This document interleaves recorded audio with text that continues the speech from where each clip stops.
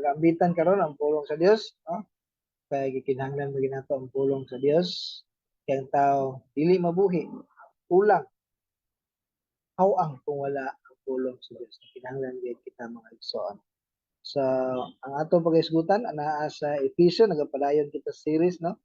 Efeso kapitulo 5 bersikulo 15 paingon sa 20 mga igsoon apan sa dili pa na nato pagabasahon, pagampo na kita, ang tagiya sa Balaang Espiritu. Among Dios Amahan nga labing gamahanan, Ginoo, dalaygon ka sa among mga kinabuhi. Daghang salamat Ginoo Lord God sa imong paghatag kalampusan sa among pagpaabot sa mga alampuanan. Salamat sa Balaang Espiritu nga nagauban, nagatabang, nagagiya kanamo.